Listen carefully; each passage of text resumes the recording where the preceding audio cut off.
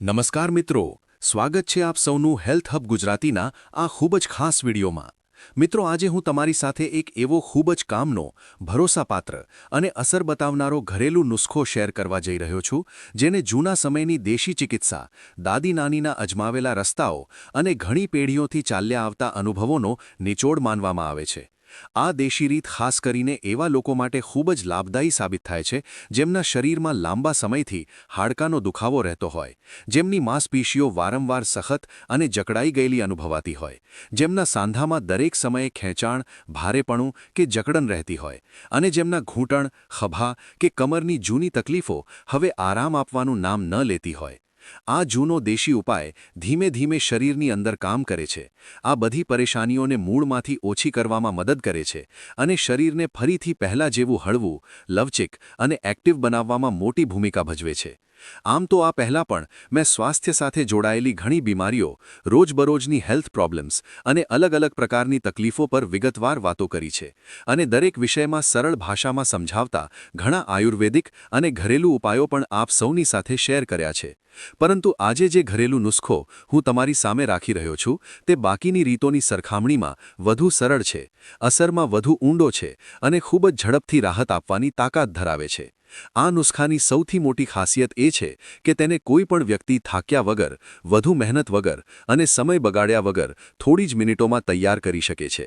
બીજી રસપ્રદ વાત એ છે કે તેને બનાવવા માટે માત્ર 2 જ વસ્તુઓની જરૂર પડે છે। આ બંને વસ્તુઓ એટલી સામાન્ય છે કે કાં તો તે પહેલાથી જ તમારા ઘરના રસોડામાં હાજર હશે અથવા તો પાસેની કરિયાણાની દુકાન, જનરલ સ્ટોર કે નાના બજારમાંથી ખૂબ જ સરળતાથી મળી જશે। તેને બનાવવાની રીત પણ એટલી સરળ છે કે ભલે તમે તેને સવારે તૈયાર કરો કે સાંજે, દિવસમાં બનાવો કે રાત્રે, તે દરેક સમયે તરત જ તૈયાર થઈ જાય છે અને દરેક વખતે પોતાનું કામ કરે છે। હવે અહીં મિત્રો એક ખૂબ જ જરૂરી વાત સમજવી અત્યંત આવશ્યક છે।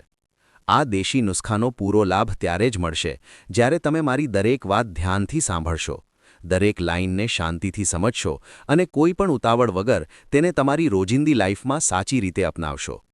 તમે પોતે વિચારો, જો તમારા ખભામાં હંમેશા એવું ભારેપણું રહેતું હોય, જાણે કોઈએ ત્યાં વજન મૂકી દીધું હોય, જો ક્યારેક અચાનક સોય ભોંકાતી હોય તેવો દુખાવો થતો હોય, જો ઘૂંટણમાં હળવી કે તેજ ચૂંક અનુભવાતી હોય, અથવા ચાલતી વખતે બળતરા વધી જતી હોય, જો હાથ-પગના સાંધામાં હંમેશા ખેંચાણ કે અકડન રહેતી હોય, અને જો માંસપેશીઓમાં સતત ખેંચાણ, તણાવ કે હળવી જકડન જેવી ફિલિંગ રહેતી હોય, તો વિશ્વાસ રાખો, આ દેશી રીત તમારા માટે કોઈ ચમત્કારથી ઓછી નહીં હોય।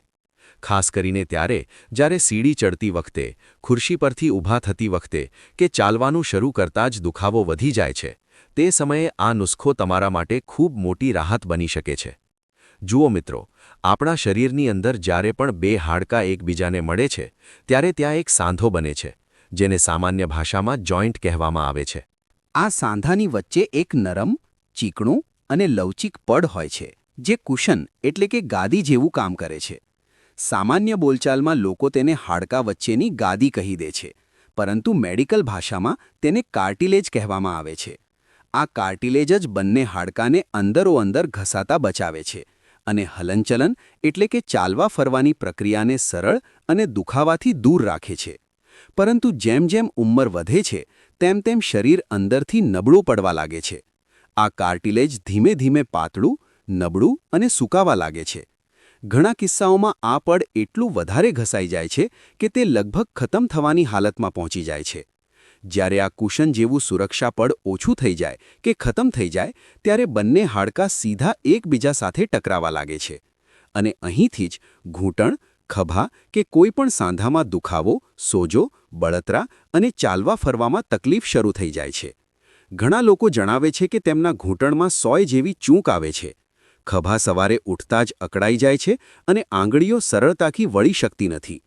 તમે પણ તમારા ઘરના વડીલોને આ કહેતા ચોક્કસ સાંભળ્યા હશે કે હવે સીડી ચડવી મુશ્કેલ થઈ ગઈ છે, આંગળીઓ પહેલાંની જેમ મુઠ્ઠી વાળી શકતી નથી અને સવારે જમીન પર પગ મૂકતા જ પગમાં તેજ દુખાવો દોડી જાય છે।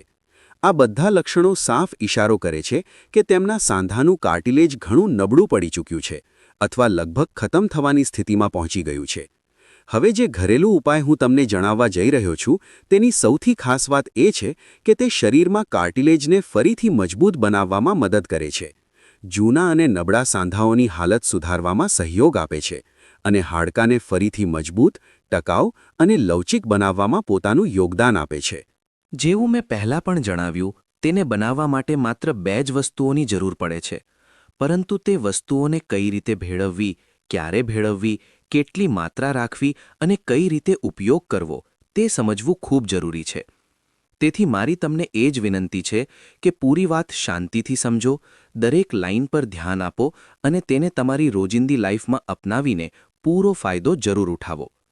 તો મિત્રો, આ નુસ્ખાની શરૂઆત થાય છે એક સાફ-સુથરી, ચમકદાર અને પૂરી રીતે સૂકી કાચની બોટલથી.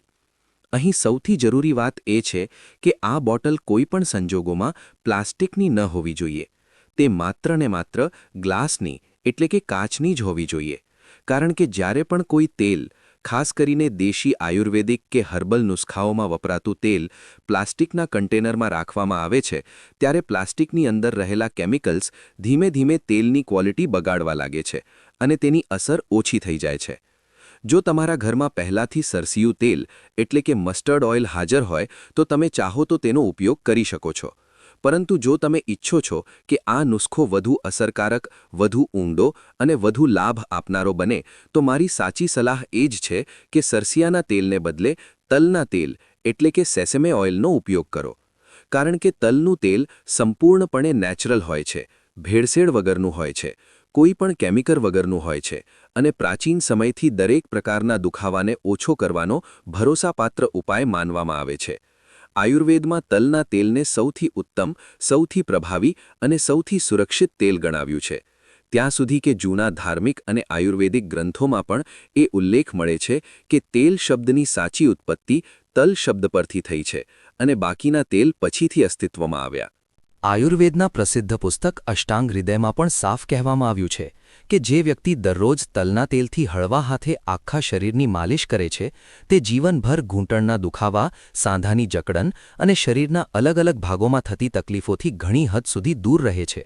તેથી મિત્રો, મારી એ જ સલાહ છે કે આ ઘરેલું ઉપાયમાં સરસિયાને બદલે તલના તેલનો જ ઉપયોગ કરો, જેથી તેની અસર તેજ હોય, ઊંડી હોય અને તમને જલ્દી રાહત અનુભવાય. હવે મિત્રો, આ આખા દેશી, ભરોસાપાત્ર અને પરંપરાગત ઘરેલું ઇલાજને સાચી રીતે પૂરો કરવા માટે આપણને એક બીજી ખૂબ જ જરૂરી, તાકાતથી ભરપૂર અને જલ્દી અસર બતાવનારી વસ્તુની જરૂર પડે છે અને તે વસ્તુ છે કપૂર. કપૂરનું નામ લગભગ દરેક ઘરમાં જાણીતું છે કારણ કે સામાન્ય રીતે તેનો ઉપયોગ પૂજાપાઠ, આરતી અને અલગ અલગ ધાર્મિક કામોમાં કરવામાં આવે છે. પરંતુ મિત્રો, કપૂરનો ઉપયોગ માત્ર પૂજા સુધી સીમિત નથી. આજના સમયમાં લોકો કપૂરનો સહારો બંધ નાક ખોલવા માટે, શ્વાસ લેવામાં સરળતા લાવવા માટે અને ત્યાં સુધી કે શરીરની અંદર ઓક્સિજન લેવલ સારું રાખવા માટે પણ લેવા લાગ્યા છે. કપૂરની સૌથી મોટી ખાસિયત એ છે કે તે આપણી બ્રીધિંગ એટલે કે શ્વાસ લેવાની પ્રક્રિયાને તેજ કરે છે અને આપણા લંગ્સ એટલે કે ફેફસાને મજબૂત બનાવે છે, જેનાથી શરીરમાં ફ્રેશનેસ અને એનર્જી જળવાઈ રહે છે.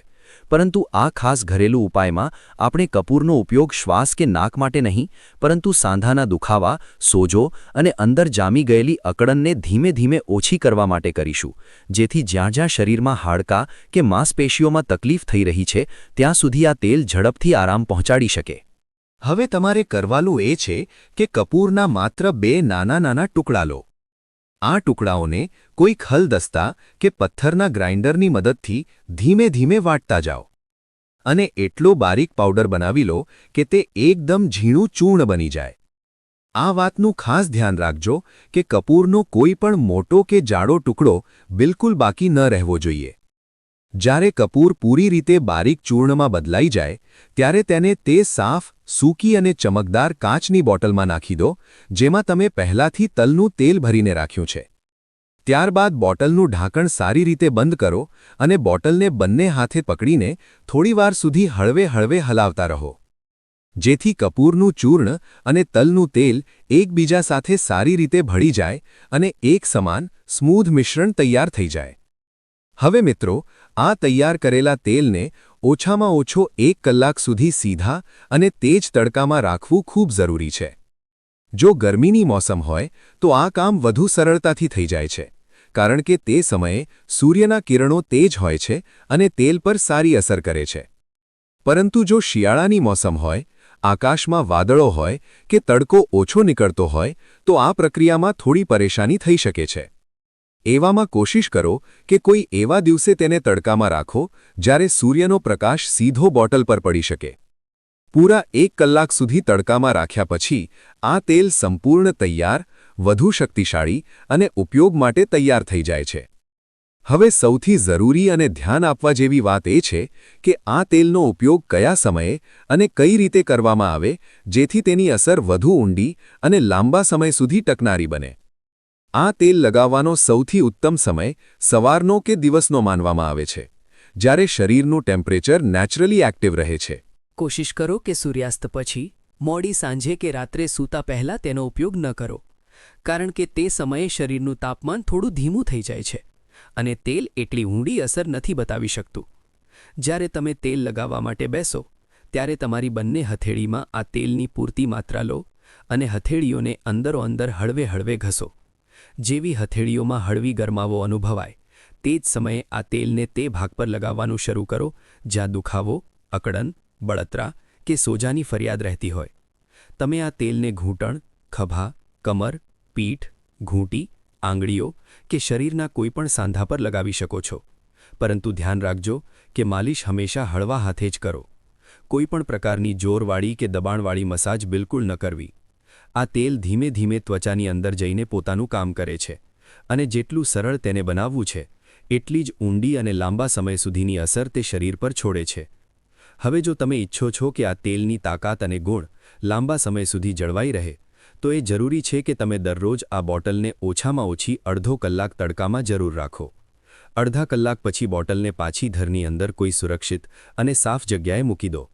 આ રીતે જ્યારે આ તૈયાર તેલ રોજ સૂર્યના કિરણોમાંથી કુદરતી ઊર્જા અને ગરમી લેતું રહેશે તો તેમાં સૂર્ય ચિકિત્સા એટલે કે સન થેરપીનો ગુણ આપોઆપ ઉમેરાઈ જશે. આ પ્રક્રિયાથી તેની ઔષધીય શક્તિ વધુ વધી જાય છે અને તે શરીરની અંદર જઈને તેજ અને પ્રભાવી રીતે કામ કરવા લાગે છે. હવે જો તમે ઈચ્છો છો કે શરીરના જૂના, જિદ્દી અને વર્ષોથી ચાલ્યા આવતા દુખાવા કાયમ માટે ખતમ થઈ જાય તો માત્ર તેલ લગાવવું જ પૂરતું નથી, પરંતુ તમારે તમારી કેટલીક રોજિંદી આદતો પર પણ ધ્યાન આપવું પડશે. જેમ કે રાતના સમયે સૂતા પહેલા દહીં, છાશ કે કોઈ પણ પ્રકારની ખાટી વસ્તુઓનું સેવન કરવાથી બચવું જોઈએ. આ સિવાય કોશિશ કરો કે રાજમા, તુવેરની દાળ, બટાકા, ફુલાવર અને સફેદ ચોખા જેવી વસ્તુઓ ઓછી માત્રામાં ખાઓ, કારણ કે આ વસ્તુઓ શરીરની અંદર વાત એટલે કે વાયુ તત્વને વધારી દે છે. જ્યારે શરીરમાં વાયુ વધી જાય છે ત્યારે સાંધાની અંદર રહેલી નેચરલ મોઇસ્ચર એટલે કે કુદરતી ચિકાશ ધીમે ધીમે સૂકાવા લાગે છે અને કાર્ટિલેજ જે બંને હાડકાં વચ્ચે કુશનનું કામ કરે છે તે નબળું પડીને ધીમે ધીમે ખતમ થવા લાગે છે. આ જ કારણથી વાયુ વધારનારી વસ્તુઓથી દૂરી બનાવવી ખૂબ જરૂરી માનવામાં આવે છે.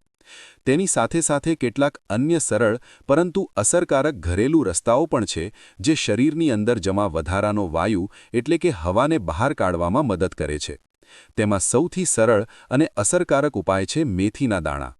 તમારે દરરોજ રાત્રે સૂતા પહેલા 1 ચમચી મેથીના દાણા સાફ પાણીમાં પલાળીને મૂકી દેવાના છે અને બીજી સવારે ઉઠતા જ ખાલી પેટે આ પલાળેલા દાણાને બરાબર ચાવીને ખાઈ લેવાના છે. આ રીત શરીરની અંદરની ફાલતુ ગેસ, સોજો અને ભારેપણું બહાર કાઢવામાં ઘણી મદદ કરે છે અને તેનાથી સાંધા મજબૂત રહે છે તથા દુખાવો લાંબા સમય સુધી દૂર રહે છે. આ સિવાય એક અત્યંત સરળ પરંતુ તાકતવર યોગાસન છે પવન મુક્તાસન. જો તમે આ આસન દરરોજ 1 કે 2 વાર આરામથી કરો છો તો શરીરમાં જમા વધારાની હવા બહાર નીકળી જાય છે, પેટ હળવું લાગે છે અને સાંધાનો દુખાવો ધીમે ધીમે ઓછો થવા લાગે છે. આનાથી શરીરની આખી સિસ્ટમ થોડી રિલેક્સ થઈને કુદરતી રીતે પોતાની જાતને ઠીક કરવા લાગે છે. તો મિત્રો, આ ખાસ અને અસર બતાવનારા ઘરેલું ઉપાયમાં આપણે કુલ 3 વસ્તુઓનો ઉપયોગ કર્યો છે.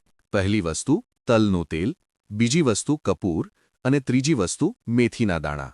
જો તમે આ ત્રણેય વસ્તુઓને બરાબર એ જ રીતે અપનાવો છો જેવું અહીં વિગતવાર જણાવવામાં આવ્યું છે અને રોજ નિયમથી તેનું પાલન કરો છો તો તમે તમારા શરીરના લાંબા સમયથી ચાલ્યા આવતા જૂના દુખાવા, અકળન, જકડન અને સોજા જેવી પરેશાનીઓમાંથી ઘણી હદ સુધી છુટકારો મેળવી શકો છો અને એક હેલ્ધી, એનર્જેટિક અને દુખાવા વગરની જિંદગી તરફ આગળ વધી શકો છો. જો તમને આ વિડિયો ઉપયોગી લાગ્યો હોય તો તેને જરૂર લાઇક કરો. તમારા મિત્રો અને પરિવાર સાથે શેર કરો અને અમારી ચેનલ હેલ્થ હબ ગુજરાતીને સબસ્ક્રાઇબ કરવાનું ભૂલતા નહીં, જેથી તમને આવી જ બીજી સ્વાસ્થ્ય સાથે જોડાયેલી જાણકારી મળતી રહે. મળીએ એક નવા વિડિયો સાથે. ત્યાં સુધી સ્વસ્થ રહો, મસ્ત રહો. ધન્યવાદ.